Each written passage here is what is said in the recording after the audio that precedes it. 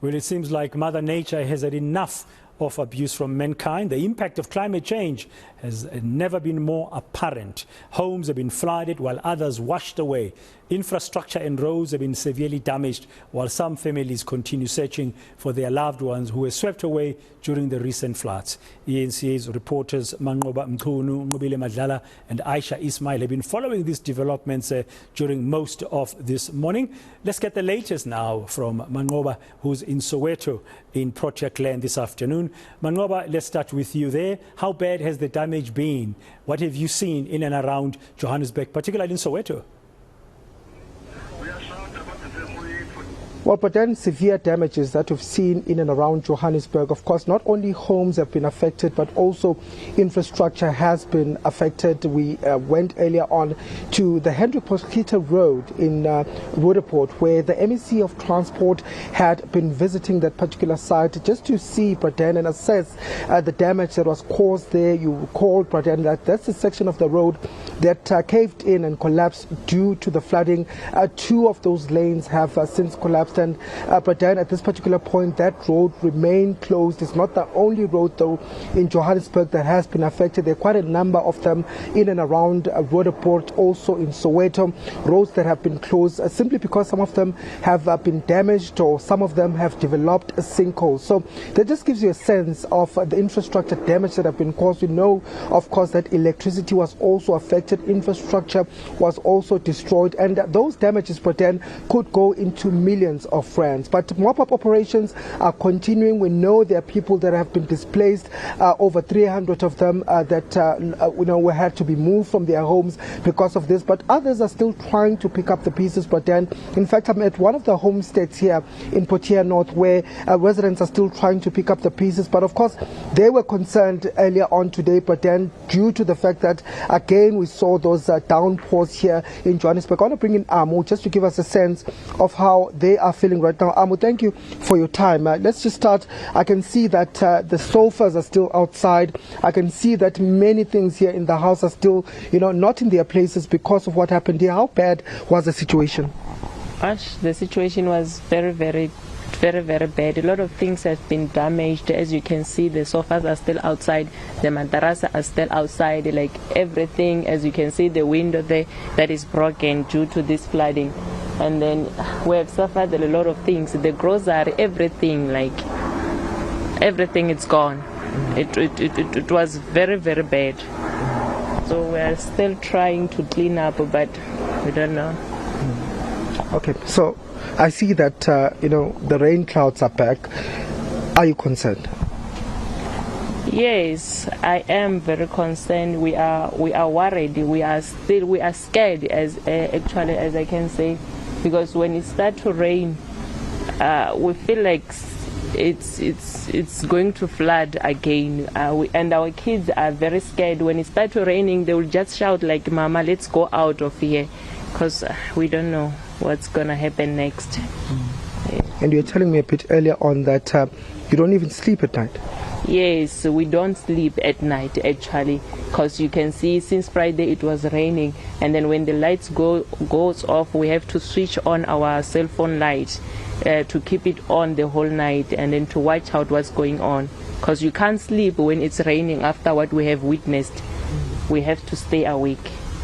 Yes. Okay, thank you. Let me just bring in Put Samuel here. Put Samuel, of course, you also were affected. Your house was also, affected by this. We saw a lot of broken fences here. That just gives you a sense of how strong that flood was here. And on Monday, you made a call to government.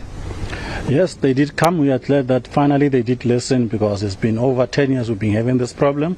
So we are glad that they came and tried to assist us. But at the same time, eventually, I would say we are happy, but we are still lack of some stuff, because as she just mentioned, that we have problem of sleeping is due to the fact that we saw what happened. If you saw it, it brings a trauma to you. So we are requesting from the minister or whoever is supposed to be in charge of this to help us with trauma counseling for all the kids and all the people that that are around here so that they can sleep. And we request again, if it's possible, that they did speak to ESCOM, because now due to the load shedding and we do have a storm, so it's giving us a problem to sleep at night, because you sleep with the darkness and you still got load shedding, and then at the same time you still got rain that to deal with. Tomorrow in the morning, today in the morning it was raining. It was a little bit difficult for us to cope. You couldn't stay in the house. We have to be out and in, just to check on how far is the level of the water outside, so that if it's needed to save the people, you start saving them when it's still time, because we don't want to go through the same journey of saving people when it's already too late. We are just lucky that so far we don't have anyone who is injured. And then you also made a mention of the fact that you want to be moved from here. That is the most priority thing. We are request this one. I'm saying straight to the president. Please, Mr. Cyril, make a plan to help us that we get moved as soon as possible, because as we know, we are approaching December. The rains are going to be so heavy that we don't know what's going to happen. So we don't want to wait for a fatality, then you start acting. Please, we request from you, Mr. President, directly. Mr. Cyril, please help us. We get removed here as soon as possible. Okay, thank you for speaking to us. Well, those were just the residents here, but then you can hear just how anxious they are, how nervous they are when they see those rain clouds, because they are fearful that they could see the repeat of what happened here last week, Friday. They're still trying to pick up the pieces. It's not easy because the rains have been continuing this week. And of course, emergency services, but then saying that they are also remaining on high alert to ensure that, they attend if there is a need for them to be called. Okay, Manqoba Mchunu there in Project Lane in Soweto. Now, let's go to Cape Town. My colleague Ayesha Ismail also standing by to give us the latest. What's happening there, Ayesha? Good afternoon. How are things looking where you are this afternoon? Well, Dan, when we arrived here this morning, we saw hundreds of people busy picking up the pieces and cleaning up and trying to salvage whatever they were able to do. Now, what we do know so far is that 50 of the informal structures in this area called Stoffland had been completely washed away. People we spoke to earlier said that they had lost just about everything, from their clothes to their food to their identity documents. And as you can see here at the local community hall, people have already started gathering so that they can come and collect.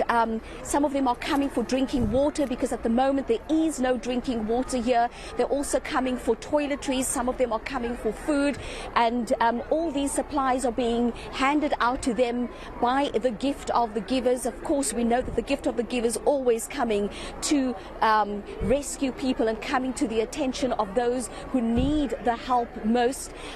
We also spoke to some of the locals who are saying that they're not sure what's going to happen come this weekend, because we've also heard from the South African weather Bureau that there will be heavy rain forecast for this long weekend, and we've already heard from the Western Cape government that they are activating their disaster management teams to try and mitigate whatever happens on the long weekend. They're also obviously concerned about visitors coming from other provinces into the city of Cape Town and into the Western Cape, and they're also asking visitors and motorists to be very, very careful.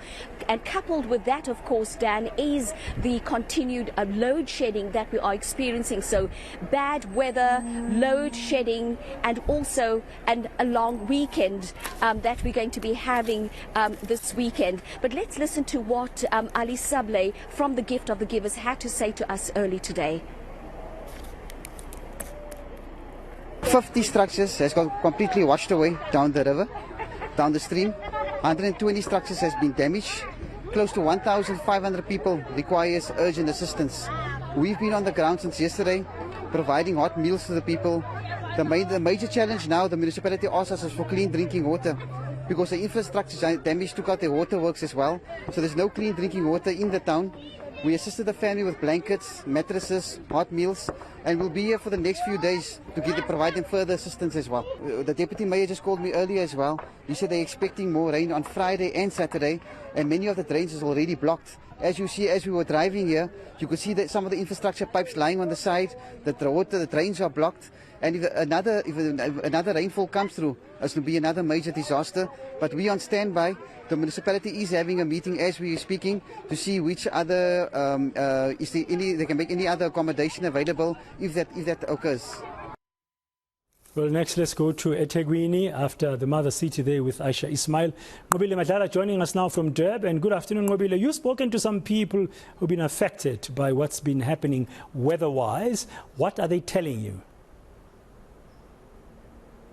Well, Bradan, they're saying that there's quite a lot of damage that that they have sustained since the rainy weather, as well as the floods that have happened in eThekwini. We've heard from people in Lamesi. They're saying that storm drainage is not working properly. This is because of the floods, but also it hasn't been fixed ever since then. And because of rainy weather, now they're experiencing more damage from that. So a lot of them getting water in their houses. They're getting flooded. Some of them sustaining damages in terms of appliance and furniture. As well as in Hammersdale, we saw a woman who was speaking to us about the impact of this water that has dragged basically the yard, broken in half, and even a car tumbled over. And now they're worried that a tree is currently sitting on their roof and this car sitting on top of the wall that's sitting on the tree, that anything is possible. But all of this, they're saying, that could not have happened if the municipality was doing its job and looking and checking things like burst pipes, which was mainly the reason why this family has this issue of the yard that has broken in half. But they're saying that they just want to see the municipality do their work. We have reached out to the municipality, Bradan. They said that they will send a team as immediate as tomorrow to look into those cases. But let's listen in how difficult it has been for the past few weeks to deal with all this for an old lady who stays with her husband. Now that stormwater carries the entire Lamesi floods, okay? Now every time when it's raining, that stormwater carries so much water that it has been affecting, like you have seen, it has been affecting my property for the third time. We've been emailing municipality, we've been asking them to repair that stormwater, and unfortunately they keep saying they do not have budget. As you can see, my wall is 3 meters high, and the sand and that got washed away from here. It has gone so high as 3 meters high, and the water is now affecting and getting into my property. We've had sand washed down, we've had our house flooded, we've had our gate motors damaged, our vehicle damaged, and her neighbor's wall has fallen into my yard. I've had to replace my fence. We haven't been safe at all, and to top it all off, my insurer has now cancelled my policy because they would not accept the risk anymore, which left me in the lurch to go and find a new insurance cover. And I'm so afraid of making any claims now because obviously that's going to affect my credibility with them also. I visited the water office, which is 2 minutes away from our house, and I met a superintendent by Mr. Mbata, who promised to assist, but this is the third month he has not responded. That's the situation we are facing up until today. Okay, some of the views from residents of eThekwini, Durban, ending that update from Nqobile Madlala. Thank you very much, Nqobile, as well as Ayesha Ismail in Cape Town and Mchunu in Soweto this afternoon.